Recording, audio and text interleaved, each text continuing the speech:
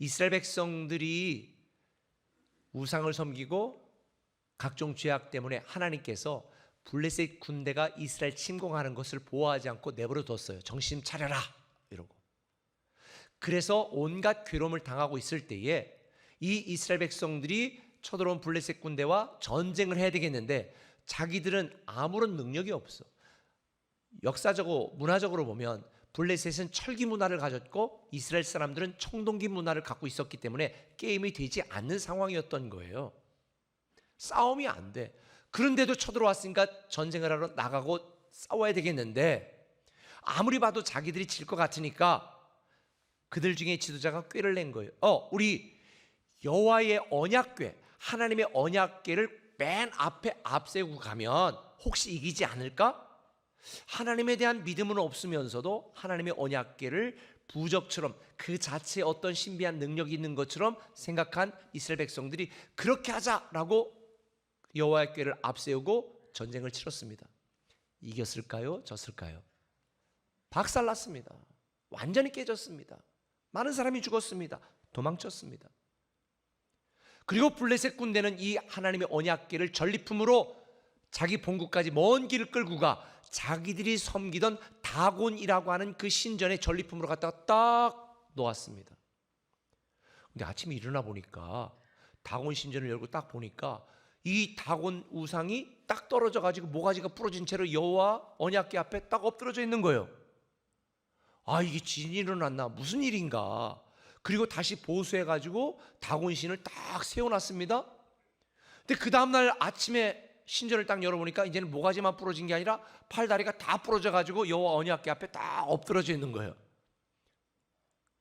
이게 끝이 아니라 블레셋 땅에 온갖 독종과 질병들이 퍼지면서 수많은 사람이 죽어나가는 거예요.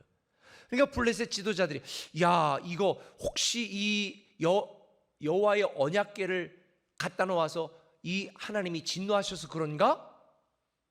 그러면 시험해보자. 이게 우연인지 진짜 그런 것인지. 그래서 갓 새끼를 난 젖소 2마리를 술에 메어가지고 여호와 언약궤를 딱 실은 다음에 이 소들이 이스라엘 땅으로 잘 치우치 않고 가면 여호와 때문에 일어난 질병이고 만약 안 가면 이건 우연히 일어난 일이야 라고 그들은 시험을 하게 되죠. 그런데 상식적으로 생각해도 새끼가 있는 어미소가 그렇게 할 리가 없거든요. 그런데 어미소들이 눈물을 흘리고 울면서도 대로를 따라 베스메스라는 이스라엘 땅 경계선까지 쉬지 않고 탁 가게 된 거예요. 그거를 블레셋 사람들이 뒤에서 다 쳐다본 뒤에 이거 하나님 때문에 일어난 질병이 맞아. 그런데 영문도 모르고 있던 베스메스 경계에 살고 있었던 이스라엘 백성들은 여호와의 언약궤가 오니까 이게 뭔 일이래?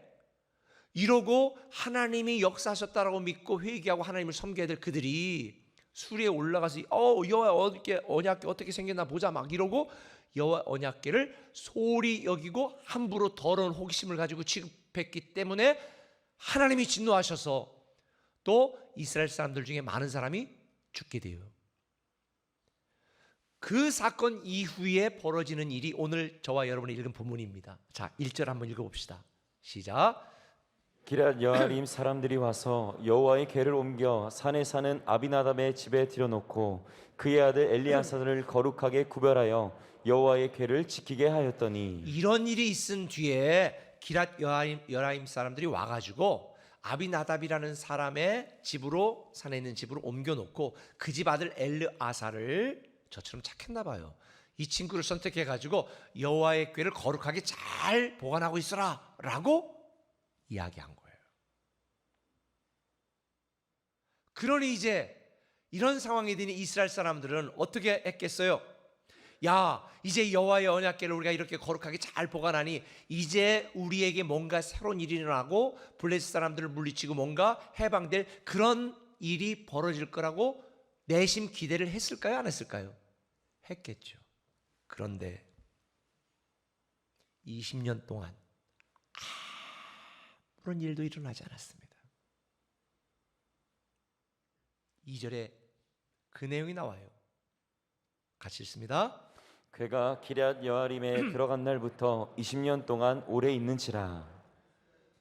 20년 동안이나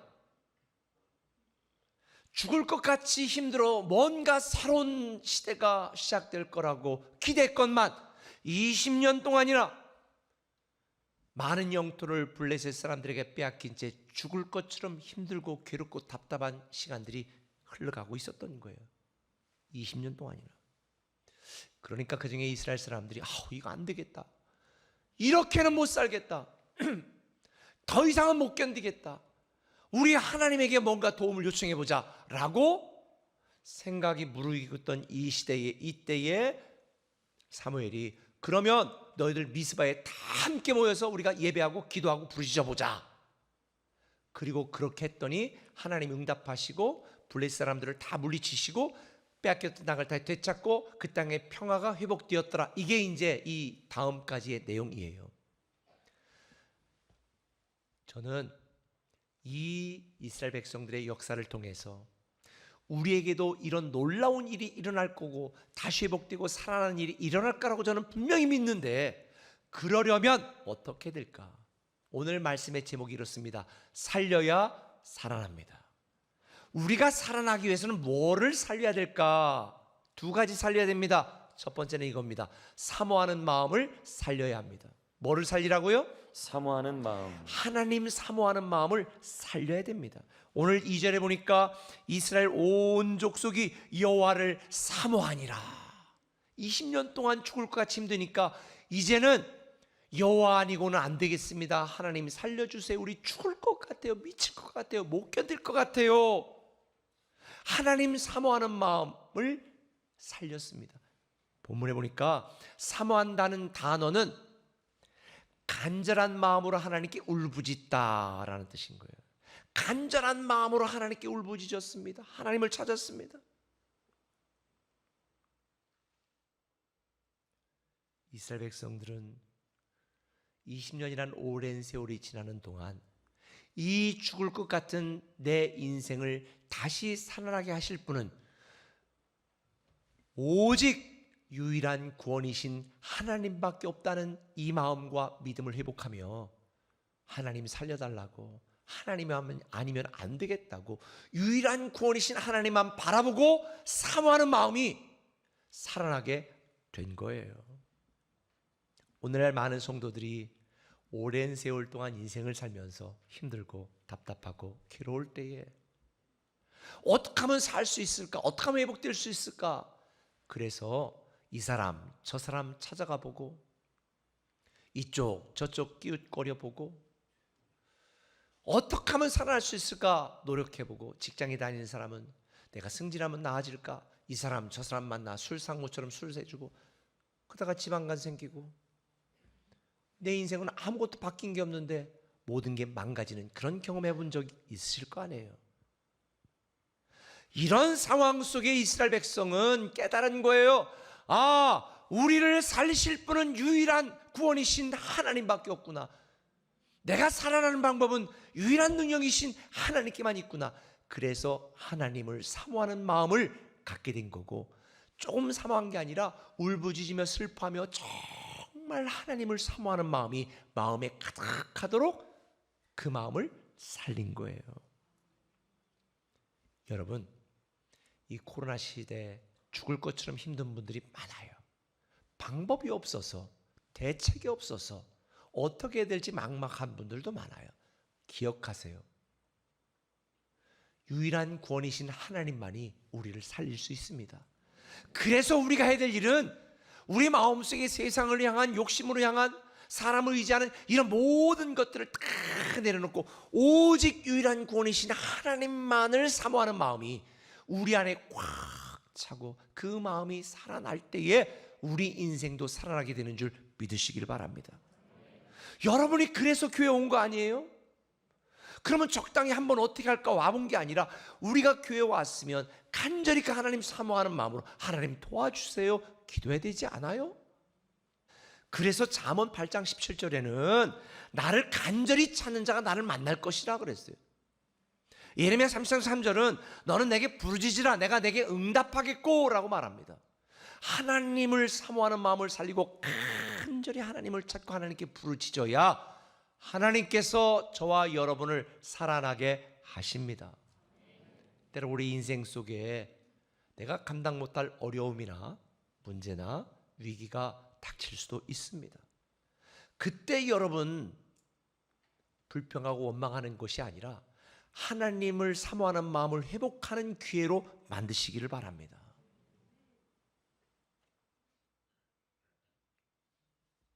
우리는 반드시 살아나게 되어 있어요. 당장 내 삶에 아무런 변화가 없더라도 우리를 살리시는, 우리를 구원하시는 하나님을 믿고 기다리세요. 그래서 우리 주님은 불의한 재판관 비유를 통해서 하나님이 우리를 사랑하시고 반드시 살아나게 하시니 지금 당장 힘들고 어렵고 문제가 있고 내가 감당할 수 없는 죽을 것 같은 환경이라 할지라도 믿음으로 기도하며 버티고 견디고 낙심하지 말아라, 이걸 가르쳐 주는 거예요. 누가복음 18장 1절에 예수께서 그들에게 항상 기도하고 낙심하지 말아야 할 것을 비유로 말씀하신 거예요. 항상 기도하고 낙심하지 말아라. 이르시되 어떤 도시에 하나님을 두려워하지 않고 사람을 무시하는 재판관이 있었다. 근데 억울한 일을 당한 과부가 있었는데 해결해 달라고 부탁하는데 들어주지 않는 거예요. 돈이 없으니까, 사람 무시하니까. 그러니까 이 과부가 어떻게 했어요? 매일 찾아가서, 매일 아침에 찾아가고 점심에 찾아가고 저녁에 찾아가고 매일 찾아갔어. 그러니까 불의한 재판관을 어떻게 했습니까? 내가 귀찮아서 들어줘야 되겠다. 그리고 해결해 준 거예요.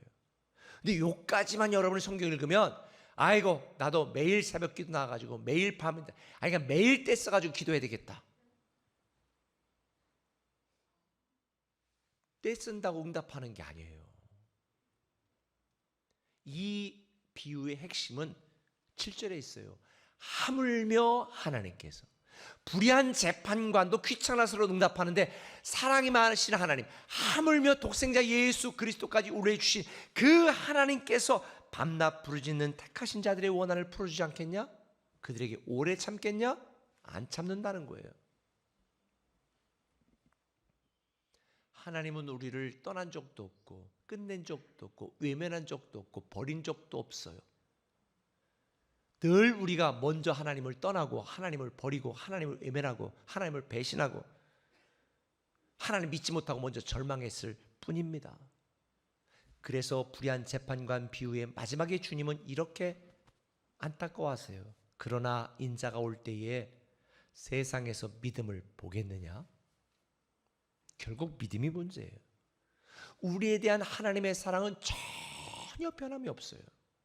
우리에게 모든 풍성한 것들을 주시고 우리가 아프고 힘들지 않고 죽을 것 같지 않고 다 살아나기를 원하시는 거예요. 그런데 우리는 그 하나님에 대한 사모하는 마음이 없어. 돈만 사모해, 명예만 사모해. 정말 여러분이 살아나고 싶다면 하나님을 사모하는 마음으로 여러분의 마음을 가득 채우고 하나님을 사모하는 마음을 살리시면 살아나게 되어 있다. 할렐루야. 한 걸음 더 나가서 행함 있는 믿음을 살려야 한다는 것입니다. 이스라엘 족속들이 사무엘의 말을 듣고 미스바에 모여서 함께 예배하고 함께 기도하고 이때 통성으로 합심해서 기도하면서 하나님을 예배했을 때에 사무엘이 그들을 보니까 뭔가 좀 변한 것 같거든. 그러니까 이어서 설교를 해. 저도 이런 집회를 한번 계획하고 있어요. 한 10시간 기도회, 한 6시간 기도회 한번 해보고 좀 변한 것 같으면 거기에 맞는 말씀, 좀 변한 것 같으면 거기에 맞는 말씀. 재밌겠죠? 그게 바로 그거예요. 이렇게 모여 함께 기도하고 예배하니까 좀 변한 것 같거든. 그러니까 사무엘이 3절에 이스라엘 온 족속에게 말하여 이르되 만일 너희가 전심으로 여호와께 돌아오려거든 이방신들과 아스다롯을 너희 중에서 제거하고 너희 마음을 여호와께로 향하여 그만을 섬기라. 그리하면 너희를 블레셋 사람의 손에서 건져 내시리라. 이 말이 뭐예요? 너희가 정말로 여호와 하나님을 사모하는 마음을 갖고 있다면 행함 있는 믿음으로 증명하라는 거예요. 근데 이렇게 말하니까 나도 우리 교인들이 이랬으면 좋겠어요. 이스라엘 백성들이 4절에 어떻게 반응한 줄 아세요? 같이 읽어봅시다. 이에 이스라엘 자손이 바알들과 아스타로를 제거하고 여호와만 섬기니라. 야, 설교하자마자 즉각적으로 행함 있는 믿음으로 반응하는 거예요. 바알들과 아스타롯을 다 제거하고 여호와만 섬겼다. 여기서 제거한다는 히브리어 단어를 보니까 뿌리째 뽑아버리다, 흔적조차 없애버리다는 뜻이에요. 단지 적당한 결단을 한 것이 아니라 하나님의 말씀대로 행하고 살기로 온전한 돌이킴, 온전한 회개가 있었다는 거죠. 아하, 진정한 회개는 말에 있는 것이 아니라 행함 있는 믿음에 있다는 것을 저는 여기서 다시 발견하게 됩니다. 오늘날 성도들이 수없이 말씀을 듣고 함께 예배하고 합심해서 기도하는데도 왜 다시 살리시는 이 하나님의 놀라운 능력을 경험하지 못하는 줄 아세요? 회개하고 행함 있는 믿음으로 살지 않기 때문입니다. 제가 이번 주 굿모닝 할 때에서 말했습니다. 후회와 회개의 차이. 후회는 내가 과거에 한 일을 자책하면서 내가 바보야 바보, 나는 왜 이래. 그게 후회예요. 회개는 뭐예요? 나 이때 잘못했어, 실수했어.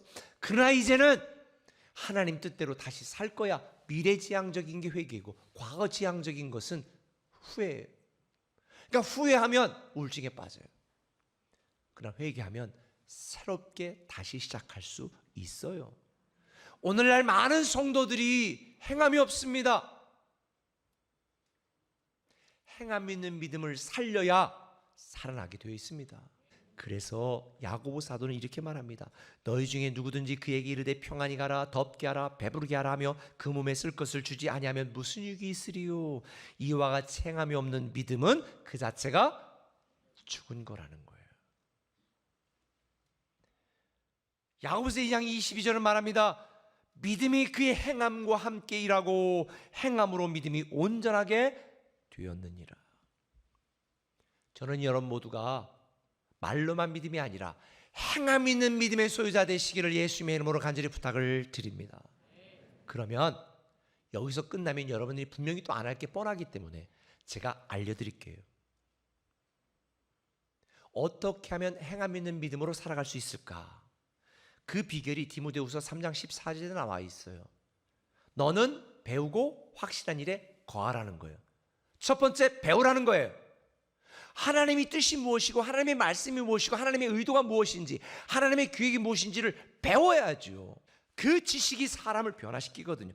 두 번째 단계가 뭐냐? 이 배운 것을 내 마음속에 들은 진리가 확신이 되게 만들어야 돼요. 확신.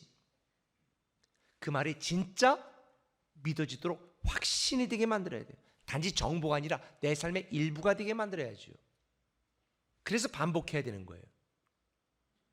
세 번째가 뭐예요? 배우고 확신한 것을 확신한 일에 거하는 거예요. 사는 거예요. 거한다는 것은 그것이 내 행동의 기준이 되는 것을 의미합니다. 우리가 배우고 확신한 일에 거하면 때로는 어떤 상황이나 문제에 직면했을 때 고민되고 갈등이 되어도 결국 내가 확신하고 있는 그걸 기준으로 선택하고 살아가게 되거든요. 제 표현으로는 말씀의 지식이 내 존재가 되도록 만들라는 거예요. 지식이 존재가 되고 알미 삶이 되도록 만들라는 거예요. 우리 교회에서 굉장히 강조하는 거잖아요. 그렇게 배우고 확신한 일에 거하고 또 거하고 또 거하다 보면 어느 순간 살아나고 또 살아나 있는 나를 발견하게 되는 거예요. 배우고 확신한 일에 거하고 거하다 보면 알미 삶이 되는 행함 있는 신앙인이 되는 거예요. 만일 여러분들이 행함 있는 믿음이 여러분 안에 살아나지 않는다면, 여러분의 인생 속에 살아나지 않는다면 머리만 큰 무기력한 신자로 전락하게 되는 거예요. 저는 여러분 모두가 행함 있는 믿음이 살아나는 여러분 되시길 예수님의 이름으로 축원합니다. 본문으로 돌아가 볼게요. 이스라엘 백성들이 미스바에 모였다는 소식을 듣고 블레셋 군대가 공격했습니다. 모여 있는다는 소식을 듣고 공격했어. 그러니까 이스라엘 입장에서 생각하면 살려고 모였는데 지금 죽게 생겼네. 여기서 끝나면 신앙할 필요가 없어요. 어떤 일이 일어났을까요? 7절 한번 읽어봅시다. 같이 시작. 이스라엘 이스라엘 자손이 자손이 미스바에 모였다 함을 블레셋 사람들이 듣고 그들의 방백들이 이스라엘을 치러 올라온지라. 10절에 그날에 여호와께서 블레셋 사람에게 큰 우레를 발하여 그들을 어지럽게 하시니 그들이 이스라엘 앞에 패한지라. 12절 사무엘이 돌을 취하여 미스바와 센 사이에 세워 이르되 여호와께서 여기까지 우리를 도우셨다 하고 그 이름을 에베네셀이라 하니라. 할렐루야.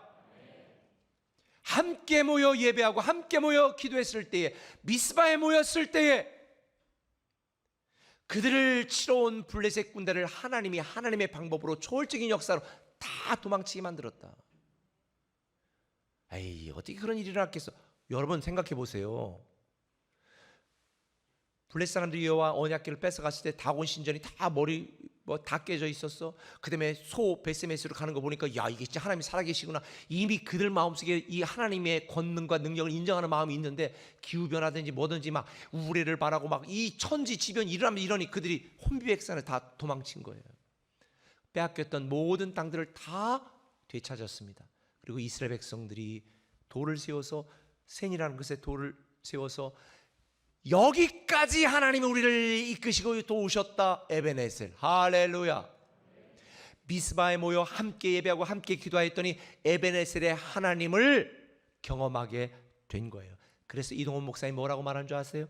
불순종을 회개하고 순종을 행동으로 옮기기만 하면 승리의 순간은 반드시 온다. 말씀해 줄게요. 서두에서 말한 것처럼 우리는 많은 어려움을 겪습니다. 애 키우기도 너무 힘든 시대잖아요.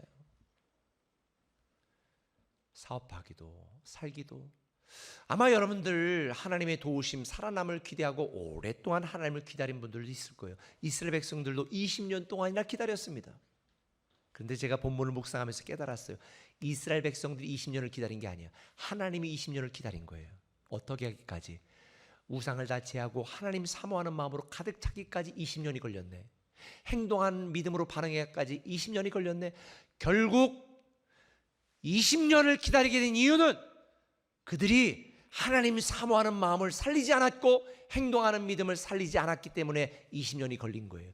만약 그들이 5년 안에 하나님 사모하는 마음을 살리고 행동하는 믿음을 살렸다면 하나님께서 5년 만에 해결해 주셨을 거예요. 지금도 오랫동안 여러분들이 기다리고 있는 분들이 있을지 몰라요. 여러분이 하나님 기다리는 게 아니에요. 하나님이 지금 여러분을 기다리고 있어요. 야, 코로나 끝낸 지 언젠데 아직도 너 지금 그러고 있냐? 네 마음속에 아직도 욕심이 가득해. 명품 사모하는 게 내 사모하는 것보다 명품 사모함이 더 커. 잘 살아만 명품하고 이러시는 거지. 이스라엘 백성들처럼 나 하나님 안 하면 안 돼요. 하나님 나 살려주세요. 하나님이 사모하는 마음이 살아나고 행함 있는 믿음이 살아나면 우리는 살아나게 돼 있어요. 반드시 에베네셀 하나님을 경험하게 될 거예요. 미스바라 모여야 돼요. 꿈의 교회가 미스바입니다. 꿈의 교회 미스바에 모여서 함께 예배하고 함께 기도하고 함께 부르짖고 살려야 살아나는 거예요. 하나님 사모하는 마음을 살리세요. 회개하고 행함 있는 믿음을 살리세요. 그러면 살아나요. 온전한 예배자로 사는 믿음을 살리세요. 예배 시간에 저보다 늦게 오는 건 반칙이에요. 온전한 예배가 드려지면 좋겠어요. 여러분 믿고 구하는 기도도 살리세요. 여러분 자녀와 가정이 살려요. 교회를 사랑하고 섬기는 마음도 살리세요. 도시와 민족이 살아나요. 저는 여러분 꼭 이 두 가지를 살리고 또 많은 걸 살려서 살아나기를 바랍니다. 한번 따라합시다. 살려야 살아납니다. 살려야 살아납니다. 살려야 살아납니다. 살려야 살아납니다.